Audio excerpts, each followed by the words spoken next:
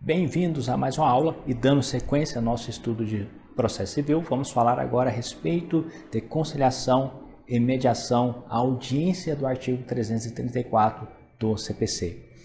Antes de falar a respeito da audiência do artigo 334, nós devemos lembrar que o artigo 3º, parágrafo 3º do CPC, diz que o juiz deve estimular as partes para que elas cheguem a uma solução do conflito mediante uma solução alternativa para aquele conflito, seja pela conciliação, seja pela mediação ou outro método alternativo de solução de conflitos. A audiência do artigo 334, para ela ser designada, nós precisamos verificar algumas condições. Primeiro, a petição inicial deve estar apta, ou seja, não pode conter nenhum vício. Se conter algum vício, o que é que o juiz deve fazer primeiro? Determinar a emenda da petição inicial para, emendado, aí sim designar a audiência de conciliação. Se não houver a emenda, pode ser caso de indeferimento da petição inicial, conforme o artigo 330 e 331 do CPC. Outro requisito para que essa audiência também aconteça: não pode ser caso de improcedência liminar do pedido. Então nós temos petição inicial apta, não ser caso de improcedência liminar do pedido, conforme o artigo 332, e o direito deve admitir a autocomposição, ou seja, o direito deve possibilitar que as partes manifestem um acordo a respeito dele. A audiência de conciliação e mediação, eu vou chamar apenas de audiência de conciliação ou audiência do artigo 334. Você vai lembrar que nós estamos tratando das duas modalidades, que na vida prática você vai verificar que elas se confundem. Quando nós tratamos de conciliadores e mediadores, nós temos que voltar lá para o artigo 165, parágrafo 2º, que vai falar a respeito do que é e quem é a figura do conciliador, e do parágrafo 3º, que vai falar a respeito de quem é a figura do mediador. Ótimo, passado a respeito disso, vamos falar mais dessa audiência de conciliação ou audiência do artigo 334, como eu gosto de chamar este ato processual. O juiz, quando ele faz a admissibilidade da petição inicial, que faz um juízo positivo de admissibilidade, verificando que não é caso de emenda da petição inicial, ou se for emendado, ele vai determinar a citação do réu para o comparecimento nessa audiência que ele vai designar. E o que é importante ter em mente aqui, o que é importante lembrar?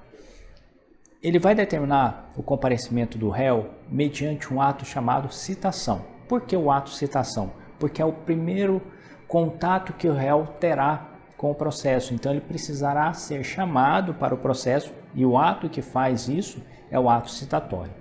Então ele tem que ser citado, o réu tem que ser citado com no mínimo 20 dias de antecedência entre a data da audiência e a juntada do mandado de citação. Presta atenção nessa informação. O prazo mínimo de 20 dias entre a citação do réu e a realização da audiência, ele é contado da data de juntada do mandado de citação. Então, tem que prestar bastante atenção nisso para verificar se essa audiência ela está apta a ser realizada ou não está apta. Então, vamos imaginar que caia numa prova da seguinte maneira: o réu foi citado no dia tal e a audiência está marcada para dali 20 dias. Porém, o mandado de citação ele foi juntado 10 dias antes da realização da audiência de conciliação ou mediação.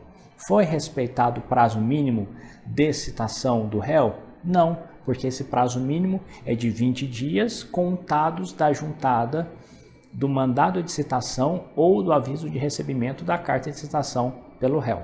Tá ok? Presta atenção nesse pequeno detalhe, porque pode ser esse pequeno detalhe que vai te salvar em uma prova, que vai te salvar em uma situação prática, que vai salvar você de poder até alegar uma nulidade de citação e uma eventual apelação e uma eventual manifestação que você precisar fazer no seu escritório, tá bom? 20 dias de antecedência entre a juntada da citação e a data de realização da audiência.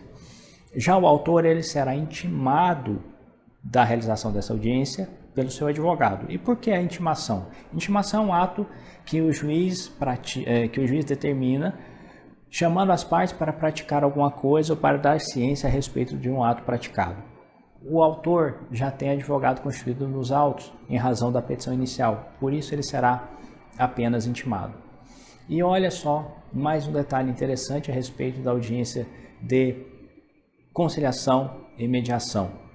Ela pode ser fracionada em várias etapas. Imagina você que a audiência está marcada para uma data X e as partes, durante aquele ato processual, não conseguem chegar em um acordo, ou porque dependem de um outro evento, ou dependem de maiores tratativas que não conseguem fazer ali em tempo hábil. Então, o conciliador e mediador ele pode designar uma nova sessão de conciliação ou mediação, respeitando o prazo de 2 meses entre a primeira sessão e a outra sessão a ser realizada. Isso é plenamente possível, isso é plenamente realizável, porque vocês vão ver na prática e vocês vão perceber também, às vezes em uma prova, que vão existir situações em que precisa de mais tempo para as partes chegarem a um consenso.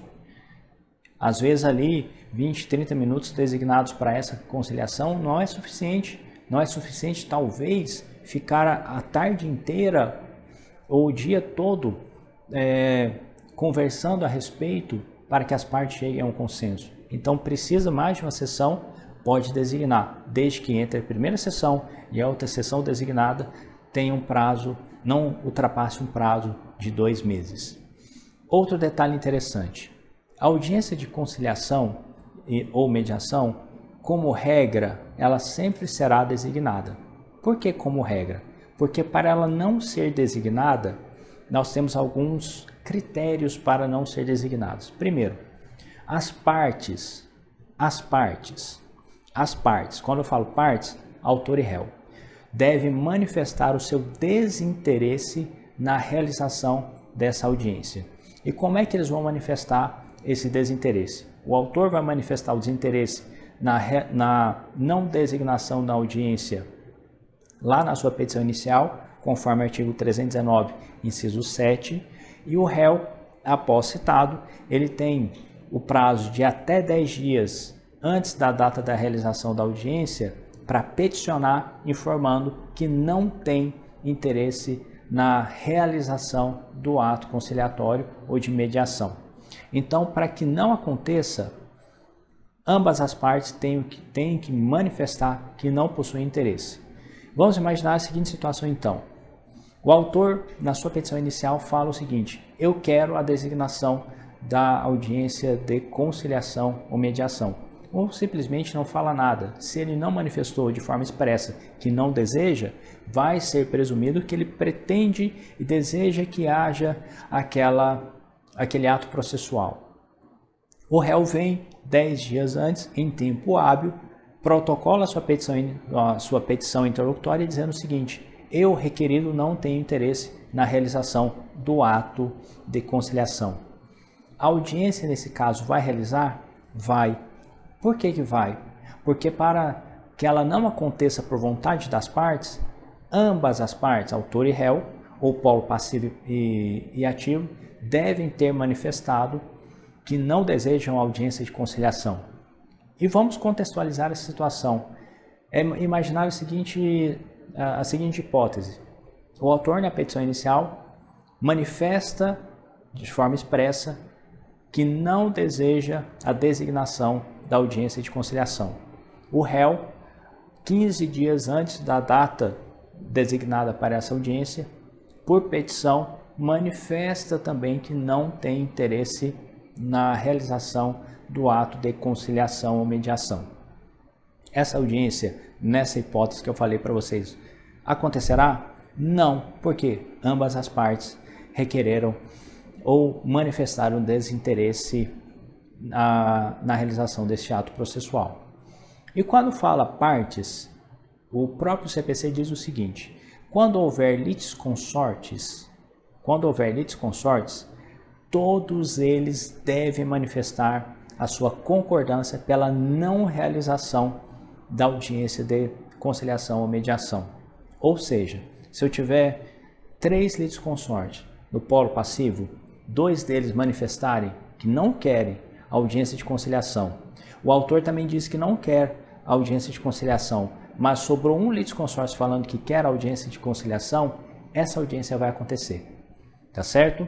Outra situação também que não será sequer designada audiência de conciliação é quando o direito que está em demanda não admitir a autocomposição, ou seja, não é um direito que admite acordo, não é um direito que admite transação.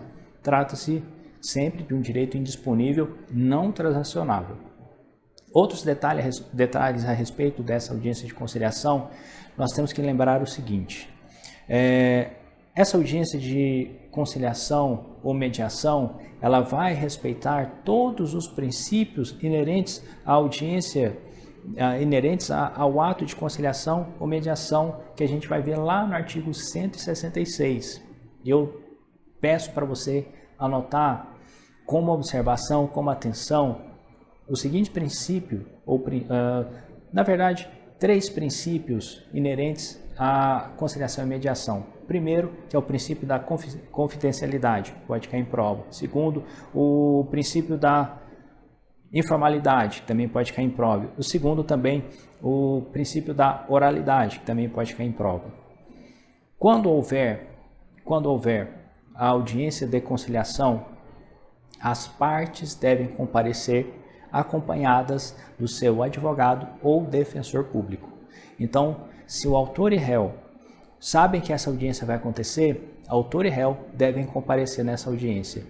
É a mesma coisa de dizer que esse ato ele é quase personalíssimo, ou seja, quase precisa necessariamente da presença física das partes ali naquele ato. Deve estar acompanhada do seu advogado ou do seu defensor público. Porém, a parte pode designar procurador com poderes especiais para transigir e negociar, para que o substitua neste ato processual. E interessante que esse procurador tenha uma pequena divergência dentro da doutrina que fala que pode ser o próprio advogado. Um conselho meu, eu colocaria essa terceira pessoa, esse procurador, uma outra pessoa senão a pessoa do advogado. Apesar da procuração conferir ao advogado, como regra geral, ter os poderes para transigir e negociar, por uma questão de preciosismo, uma questão de purismo, eu particularmente recomendaria você a nomear uma outra pessoa para ser procurador da parte, e essa procuração, dada pela parte autor ou ré, tem que ter poderes especiais para ter a transação. Por quê? Se a parte não comparecer pessoalmente ou não enviar procurador com poderes para transigir, acontecerá a imposição de multa de até 2%, baseado no benefício econômico esperado pelas partes, e cuja multa será revertida em favor da União ou do Estado. Ou seja, o não comparecimento das partes vai gerar revelia? Não. Revelia só gera pela falta de contestação. Vai gerar multa. Então, o que é que eu quero dizer com isso? Vamos imaginar que a audiência foi designada. O autor não comparece e o réu comparece. Qual vai ser a consequência para o autor? Imposição de multa de até 2% sobre o benefício econômico que o autor pretendia daquela ação. Vamos imaginar outra situação. O autor comparece e o réu não comparece na audiência designada. Vai gerar revelia o não comparecimento do réu? Não, porque a revelia ela só acontece quando não há apresentação da contestação. E nesse caso, haveria apenas aplicação de multa de até 2% contra o réu, melhor dizendo, e essa multa vai ser revertida não em favor da parte, mas em favor do Estado ou da União. Havendo a autocomposição, ou seja, havendo acordo, esse acordo ele será homologado por sentença. E dali pode fazer todo o cumprimento de sentença conforme for necessário. Se não for necessário, claro, não vai fazer, né? Isso é óbvio. Então, havendo a homologação desse acordo, a homologação se dará por sentença e as partes encerrarão o processo ali. Agora, não obtendo a autocomposição, o que vai acontecer? O prazo para apresentar a contestação, e esse prazo para apresentar a contestação a gente sabe que é para o réu, ele será contado a partir da data da audiência, conforme está descrito no artigo 335 do CPC. E só mais um detalhe a respeito da audiência de conciliação e mediação. Ela pode ser realizada de forma eletrônica. Então, se você está numa comarca e tem uma audiência de conciliação em uma comarca muito distante, você pode simplesmente peticionar, e se na outra comarca tiver todo o aparato para que isso seja realizado mediante videoconferência, pode ser requerido a realização da audiência de forma eletrônica. São as inovações trazidas pelo CPC que nos atendem bem e que estarão cada vez mais presentes na nossa realidade forense. Essa foi a audiência de conciliação e mediação, e daqui nós estamos preparados tanto para encerrar o processo com a homologação da autocomposição feita pelas partes, quanto para a manifestação do réu, que nós vamos falar na próxima aula. Bons estudos para todos e até a próxima.